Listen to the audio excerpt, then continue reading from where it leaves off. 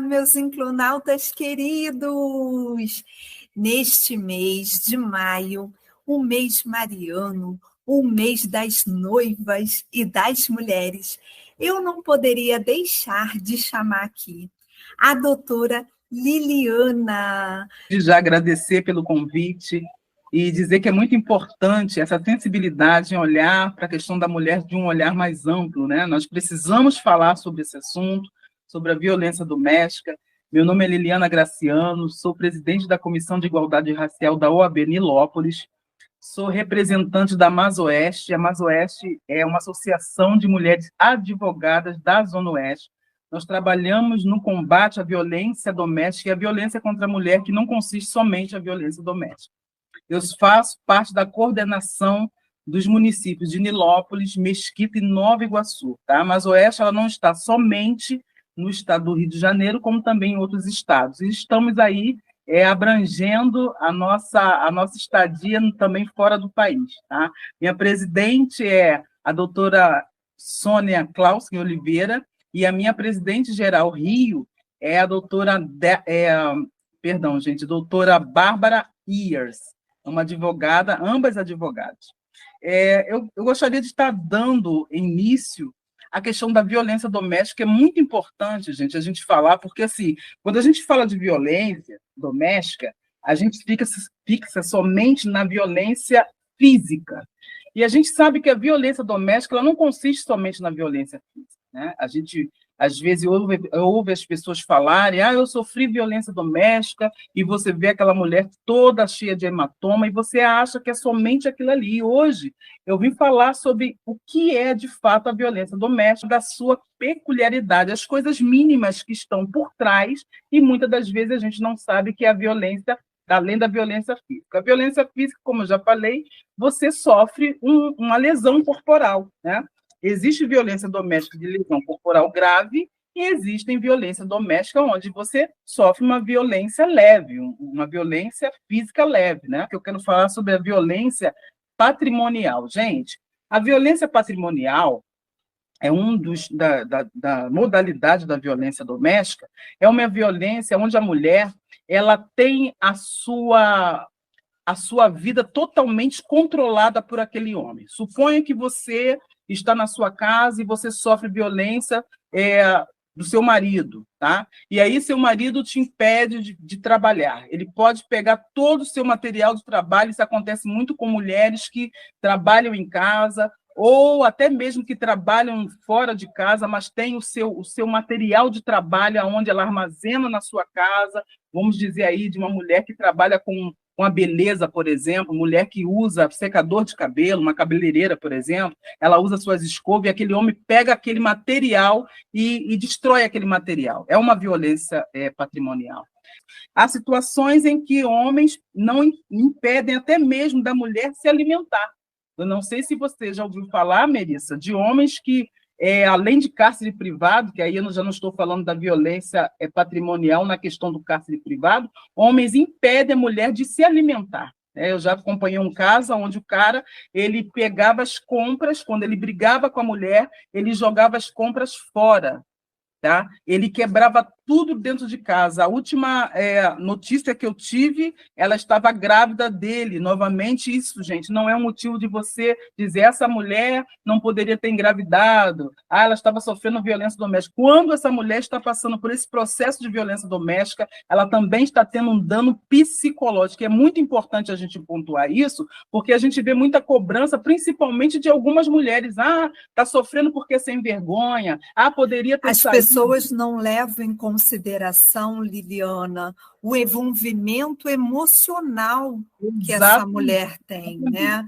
Essa submissão, essa cobrança que ela mesma faz em manter a família, em manter o seu casamento, né? Isso é bem complicado para a mulher. Bem complicado, né? E a gente também tem que analisar que a gente está falando agora da violência patrimonial e a dependência patrimonial também que essa mulher às vezes tem desse camarada, né? Ela não tem emprego, tem homens que impedem a mulher de trabalhar, tem homens que não, como eu já falei anteriormente, não dá nenhum valor para que essa mulher venha subsistir, comprar suas coisas. Essas mulheres muitas das vezes têm filhos pequenos, né? Tem algumas que estão esperando os filhos crescerem para poder ela sair, se aventurar em sair, não é isso? Então fica muito difícil para a mulher tomar uma decisão. E outra coisa, gente, ela está ali lidando, não é simplesmente com um homem agressor somente, não. Ela está lidando com o pai dos seus filhos. Como fica a mente dessa mulher ter que ir numa delegacia denunciar o pai dos filhos, do homem que ela acreditou que seria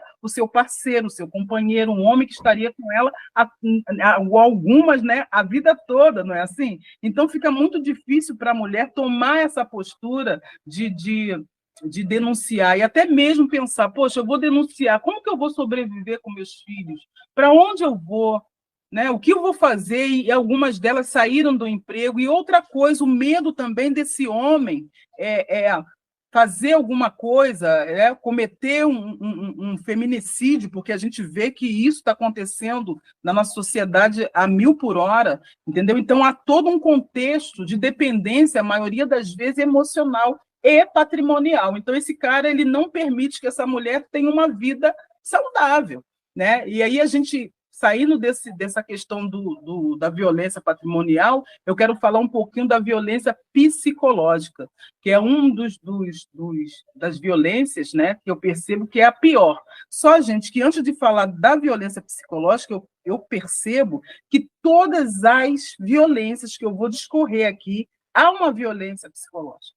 Porque eu falei da violência física. É impossível uma mulher que teve o seu corpo violado, né, com agressões físicas, ela não ter nenhum tipo de dano psicológico. Então, quando a gente fala, né, da questão psicológica, e aí eu vou abranger, né, nessa questão psicológica, não tem como não dizer que todas essas cinco tipos de violência não houve uma violência psicológica. Mas agora eu vou fechar aqui na violência psicológica.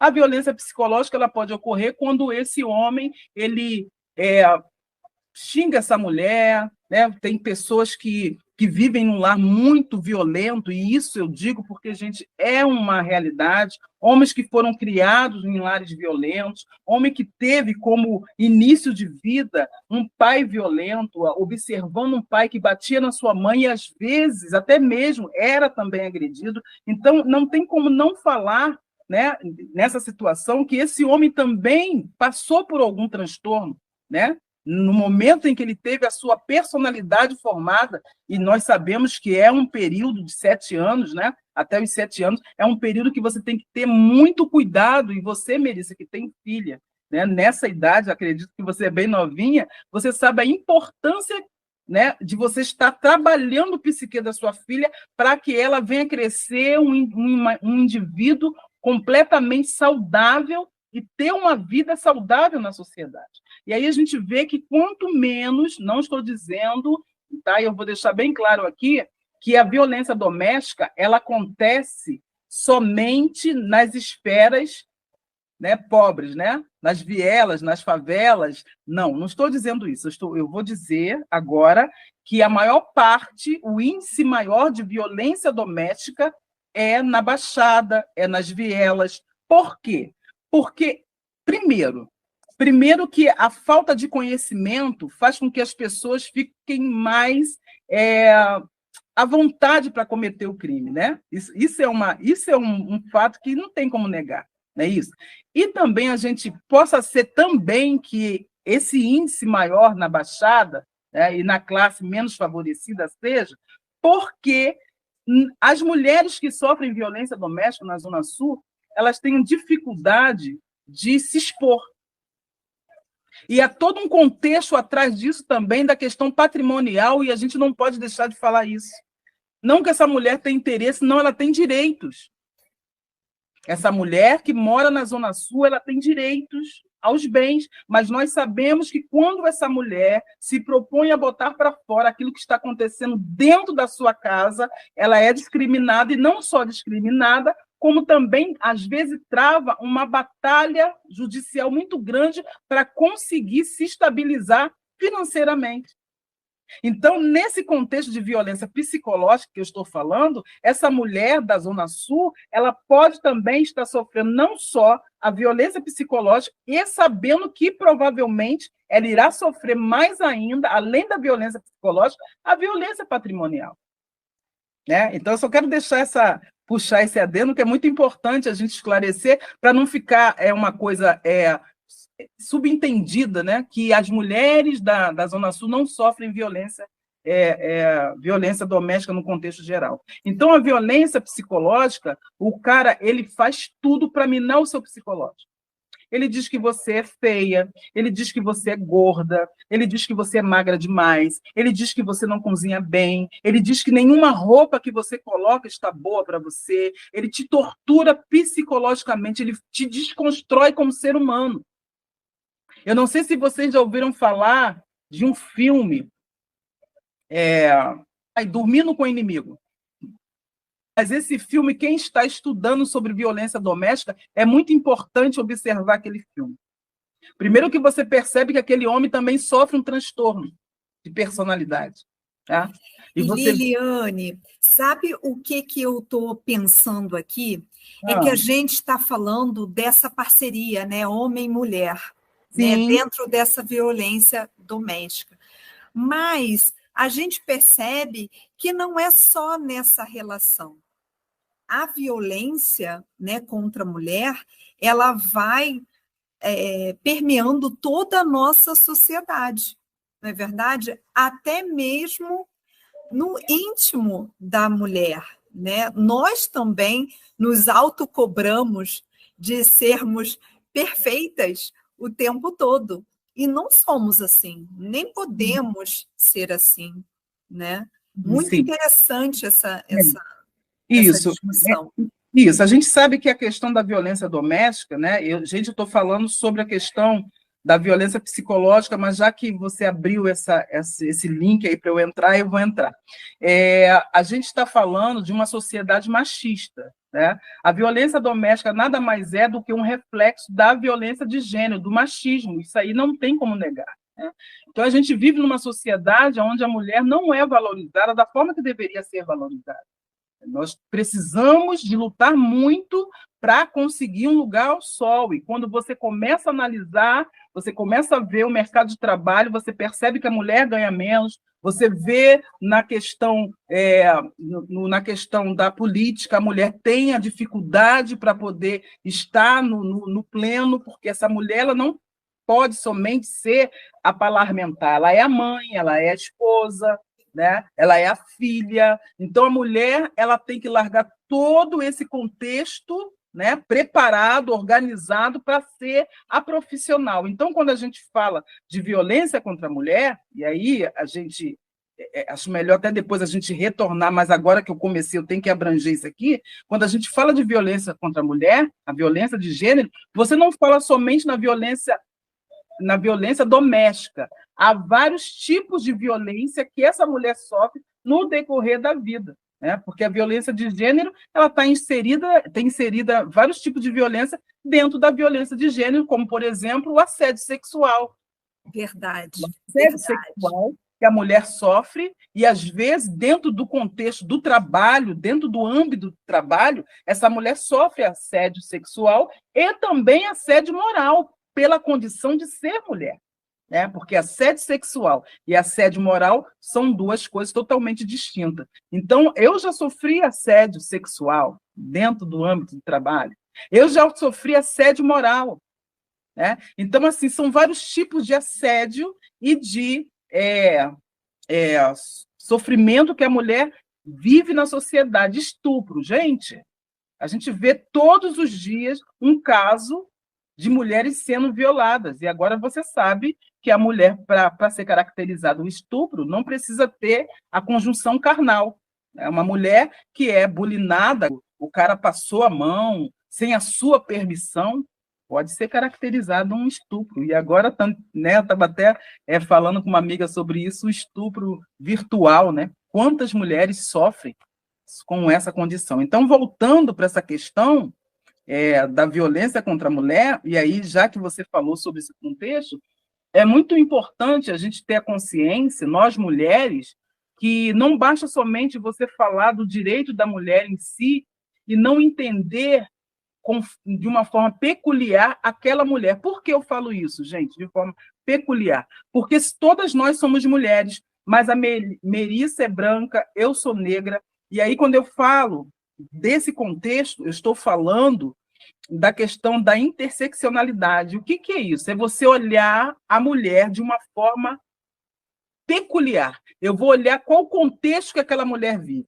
como aquela mulher vive, qual foi o meio que aquela mulher foi criada, quem gerou aquela mulher, quem foram os pais daquela mulher, aonde aquela mulher convive, aquela mulher vive na Zona Sul, aquela mulher vive numa favela, aquela mulher tem nível superior, aquela mulher não tem nível superior. Eu tenho que olhar todas esses contexto histórico de vida daquela mulher. De cada mulher, para que eu possa fazer um juízo de valor sobre aquela mulher. Então, quando a gente fala isso, a gente vê o pessoal fazendo uma miscelânea de tudo e analisando as pessoas pela própria ótica. Isso é perigoso, né? Isso é muito perigoso. Então, retornando para a questão da mulher, eu percebo que nessa situação, quando a gente não observa a mulher dessa forma, a gente percebe que muitas mulheres são machistas, tanto quanto homens. Cobram de nós temos que ter uma posição impecável e imutável dentro de uma sociedade que nos oprime o tempo todo.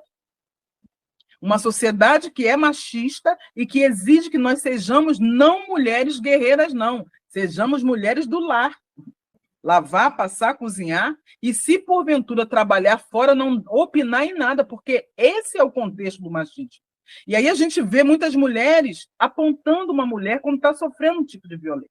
Voltando para a questão da violência doméstica. Homens, se você olhar isso, sabendo isso de um homem, da parte de um homem é natural, mas você vendo isso da parte de uma mulher não é natural quando você vê uma mulher que acha que aquela mulher foi agredida porque ela mereceu, que acha que aquela mulher não conseguiu estudar, não foi a culpa do homem, o homem até impediu a mulher de crescer intelectualmente, a culpa não é dele, a culpa é sua. Isso é um tipo de machismo também, e quando as mulheres olham para nós, achando que nós temos que ser forte o tempo todo, você não é obrigada a ser o que as pessoas querem que você seja.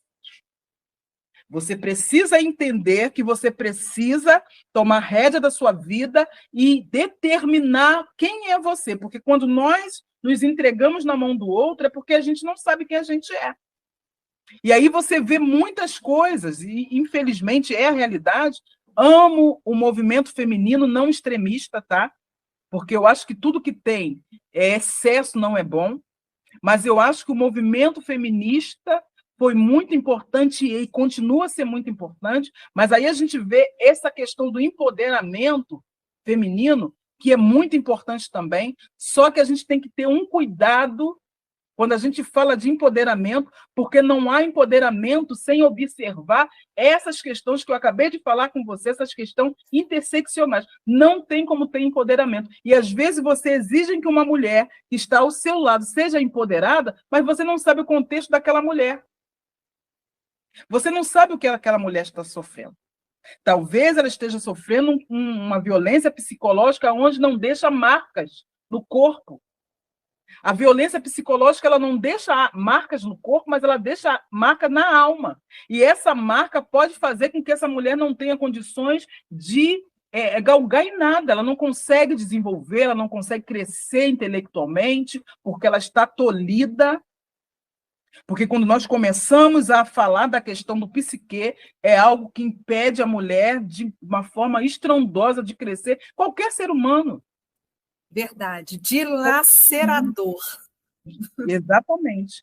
Então, quando eu falo da questão psicológica, é isso. O agressor, ele procura de várias formas desconstruir a mente daquela mulher, de maneira que ela não tenha condições de continuar, até mesmo viver. Quantas mulheres cometem suicídio por causa dessa questão da violência é psicológica, porque eu ouço muitas pessoas falarem pior do que a violência física é uma violência psicológica. Eu até entendo isso, porque a violência, apesar de ter dito anteriormente que todos os tipos de violência que eu vou citar, há uma violência psicológica nisso, não tem como você passar Fugir por muito disso.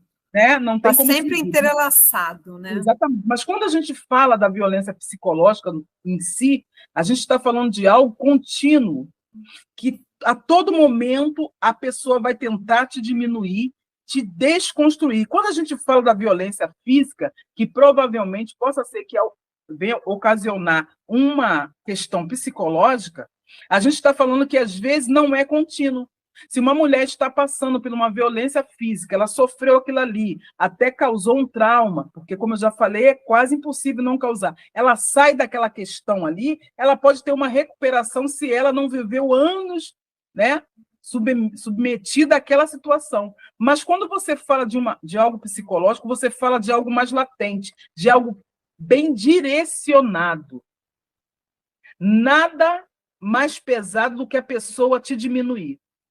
Fazer você acreditar naquilo que você não é, porque o abusador, geralmente, eles são narcisistas.